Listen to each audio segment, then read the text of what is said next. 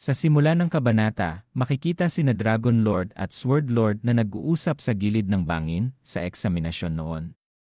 Itinala ni Dragon Lord ang lahat ng pag-uusap nilang dalawa sa isang notebook na ibinigay niya kay Enon. Hawak ang notebook, ang mukha ni Dragon Lord ay nagbago at naging seryoso, na tila may sarili siyang iniisip. Pagkatapos ng ilang sandaling pag-iisip, sinabi ni Dragon Lord, "Talagang kahanga-hanga ka.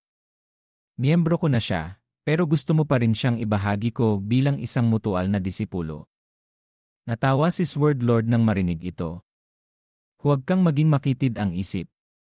Ang panghuling layunin nito ay para sa kapakanan ni Theo, hindi ba? Hindi mo tatanggihan ang alok ko, tama ba? Sigurado ako na alam mo na naakit na ni Theo ang mga inaasahan ng iba. Ang batang iyon ay handang makipagkumpetensya sa sinuman para maging kandidato para sa posisyon ng susunod na pinuno ng angkan. Tingnan mo ang talento niya. Ang bilis ng paglago niya ay hindi pa nangyayari dati. Ibig sabihin din nito na malapit na niyang makaharap ang isang pader, isang hadlang na kinakaharap ng sinumang gustong sumulong ng higit pa kaysa sa ordinaryong tao.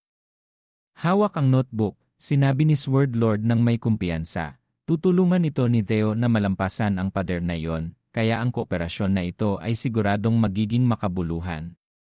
Biglang nagsalita si Dragon Lord na tila gustong pigilan siya. Pero ano ang mangyayari kung maging pinuno ng angkan ng Ragna si Theo? Hindi ba siya magiging kaaway ng angkan ng Chovan? Sino ang mananagot dito? Nang marinig iyon, nagulat ang mukha ni Sword Lord. Tila hindi pa naiisip ng ginang ang senaryong iyon. Nangyari na ito noon ng maraming beses. Karamihan sa mga taong mabilis lumago ay may hindi magandang kinahihinatnan. Tama. Kung maulit ang kasaysayan kay Theo Ragna, lahat ng gusto nating ituro sa kanya ay magiging isang patalim na magdadala ng pagkasira sa angkan ng Ragna. Ngumiting bahagya si Sword Lord. Nagulat mo ako, Dragon Lord. Akala ko puro magagandang bagay lang ang iniisip mo para sa kanya. Pero pagkatapos kong marinig ang takot sa iyong isip, masigurado ako ngayon kaysa dati. Nagsalita siya ng may paniniwala, "Julius, ikaw ang talagang pinakaangkop para ingatan ito. Obserbahan mo siyang mabuti. Kapag naramdaman mo na ang tamang panahon at sigurado ka sa iyong desisyon, ibigay mo sa kanya ito. Kailangan mong tiyakin na hindi siya maililigaw ng kasakiman. Kailangan niyang lumaki para maging isang tunay na Ragna na kayang pasanin ang responsibilidad ng angkan na ito." Inaalala ang mga salitang iyon, nag-alala si Dragon Lord tungkol sa pagbibigay ng libro kay Enon. Sa kabilang banda, pagkatapos matanggap ang mahalagang libro, masaya ang mukha ni Enon. Nilalang ng dalawang pinakamalalakas sa Siyam na dragon ang librong ito. Nanaginip ba ako? Magiging disipulo na ako ni na Dragon Lord at Sword Lord. Sinabi niya, talaga bang karapat-dapat ako dito? Ayos lang, hindi mo kailangang maging masyadong mapagpakumbaba. Sinasabi ko lang sa iyo ito dahil sa tingin ko ay karapat-dapat ka dito. Yun lang. Yumuko si Emen at mumiti ng bahagya. Sa pag-isip nito, nakakabilis ako ng dahil sa tulong nila at wala pa akong nagagawa para makabawi. Kahit na hindi pa ako nakakagawa ng kahit anong bagay para makabawi sa kanila, patuloy pa rin nila akong tinutulungan ng walang kondisyon. Yumuko si Eman. Mula noong insidente sa Randon, tinulungan mo na ako ng maraming beses. Ipinapangako ko sa aking karangalan na babayaran ko ang iyong kabaitan balang araw. Samantala, hindi alam kung ano ang pinag-uusapan ni na Dragon Lord at Evely, pero tila pagod ang mukha niya. Inapak ni Dragon Lord ang kanyang paa sa lupa, at ang kanyang buong katawan ay naglabas ng mabigat na nakakapanlupaypay na aura. Haha, may isang paraan para makabawi ang batang yon ngayon. Habang nagsasalita siya, lumapit siya sa kanya.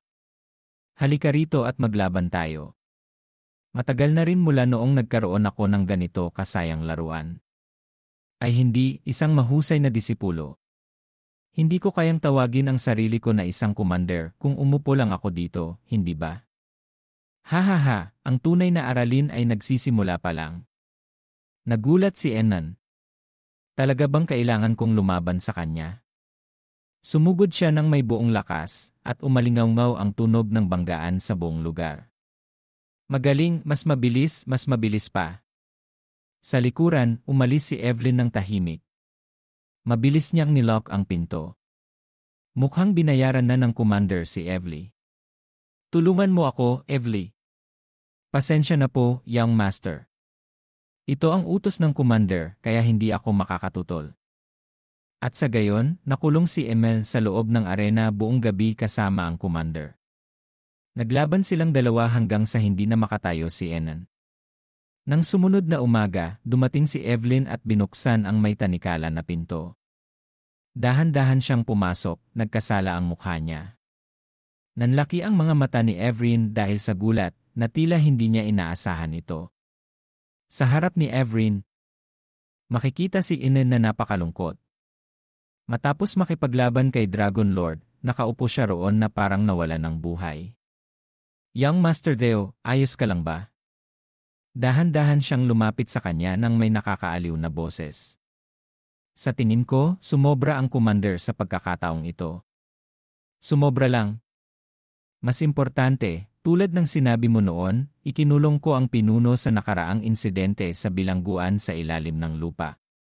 Sa wakas, may isang balita na nagpangiti sa kanya. Pero sigurado bang ayos lang na ikulong lang siya? Hindi naman siya ang tipo ng tao na ipagkakanulo ang kanyang Panginoon, kahit na ano ang gamitin nating paraan, pero hindi rin maganda na pabayaan lang siyang payapa. Ayos lang, lahat ay nasa plano ko na.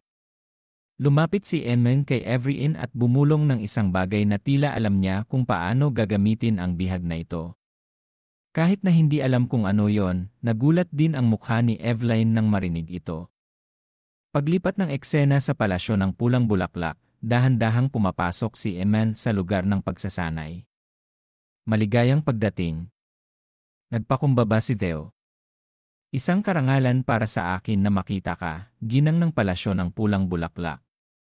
Dahan-dahang bumaba si Sword Lord, napakagarbo. Matagal na kitang hinihintay. Natanggap mo na ba ang regalong inihanda namin ni Dragon Lord para sa'yo? Magalang na sumagot si Emen nang may mahinang boses, maraming salamat po sa inyo. Malaking tulong po sa akin ang libro. Nang marinig ang sagot na gusto niya, gumamit ang ginang ng panloob na lakas para kunin ang isang tabak na nakalagay sa lugar ng pagsasanay. Agad siyang tumalon diretsyo sa lugar kung saan nakaluhod si Emen. Ang buong espasyo ay napuno ng mga bulaklak na kumakalat, na parang nasa bundok hua. Ang mga paa ni Sword Lord ay dahan-dahang lumapag ng may kaelegantehan, at isang malalim at banayad na boses ang nagsalita, masaya akong marinig yan. Habang nagsasalita siya, dahan-dahan siyang lumapit kay Enan.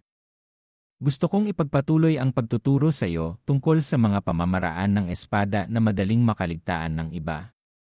Iyon ang pinagmulan ng espada, ang ugat ng lahat ng paglago sa hinaharap. Magsisimula tayo dito at tatapusin ito sa gusto kong pag-usapan ang tungkol sa kung paano mamukadkad ang bulaklak sa pamamagitan ng espada. Itinutok ng ginang ng palasyo ng pulang bulaklak ang tabak sa direksyon ni Emen. Ngayon, tatanungin kita muli. Deragna, gusto mo ba talagang maging disipulo ko, ni Sword Lord? Bago ko sagutin ang iyong tanong, maaari ba akong magtanong? Ang tinutukoy mo ba ay nagtatanong ka bilang isang Sword Master? Nagulat si Sword Lord sa sagot na yon. Oho, hindi ko inaasahan na alam mo ang sikretong alam ng kakaunting tao. Itinanim niya ang tabak sa lupa at nagsimulang magpaliwanag. Hindi ko tatanggihan yon. Ang Sword Master ay isang lihim na sekta na ipinapasa sa isang disipulo lang. Ako lang ang nagmana nito at ako ang Sword Master. Gusto mong malaman ang tunay kong motibo kung bakit gusto kitang tanggapin, tama ba? Pasensya na kung pinaparamdam ko sa iyong hindi komportable. Ayos lang, hindi kita sisihin para sa bagay na yan. Sa totoo lang, wala akong malalim na motibo. Mula sa teknolohiya na nagpapamukadkad ng Plum Blossom hanggang sa Sword Dragon Heavenly Deminor. Sa simula pa lang, balak ko na itong ipasa sa iyo. Nagulat ang mukha ni Emen at hindi makapagsalita. Totoo ba ang sinasabi niya? Paglipat ng eksena sa isang sandali pagkatapos, dahan-dahang naglalakad si Eman palayo sa palasyo ng pulang bulaklak. Sa magkabilang panig ng kalsada ay mga puno ng bulaklak na may eleganteng kulay rosas at napakaganda. Biglang may tumawag na boses mula sa kung saan na nagpatigil kay Eman. Narito ka pala. May isang taong nakatayo mula sa malayo na nagsasalita sa aroganteng boses. Ikaw ang baguhan ng White Armor Dragon Knights, Deoragna, hindi ba? Lumingon si Eman. Hindi ka rin masama para hayaan kang bulihin ng mga taong ito. May problema ba? Sumimangot ang mukha ng kapitan. Ganito ka ba sumagot? Wala ka bang balak na magbigay ng isang magalang na pagbati? Ngayon na ikaw ay isang tao na mula sa palasyo ng pulang bulaklak, isang disipulo sa ilalim ni Sword Lord, dapat alam mo kung paano gumalang sa mga nakatatanda kahit kaunti, hindi ba? Nang marinig iyon, umiti si Eme nang may panunuya. Akala ko kung anong malaking bagay, pero ito pala ay isang isyu lang ng pag-ugali para protektahan ang kaunting karangalan nyo. Mga nakatatanda. Hindi ka naman nakatataas sa akin, kaya bakit ko kayo gagalangin? Ano? Galit na galit niyang sinabi matapos siyang asarin ni Eman. Ano? Hindi kami nakatataas sa'yo. Disipulo ka na ng ginang ng palasyo ng pulang bulaklak. Hindi ka ba nakababata sa amin? Tumigil si Eman. Tila nawala na siya ng pasensya sa mga bobo na ito.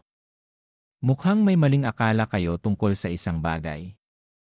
Ang imbitasyon na maging disipulo ni Sword Lord tinanggihan ko. Nang marinig iyon, nagulat ang mukha ng nakatataas. Tinanggihan niya. Paano mangyayari yon?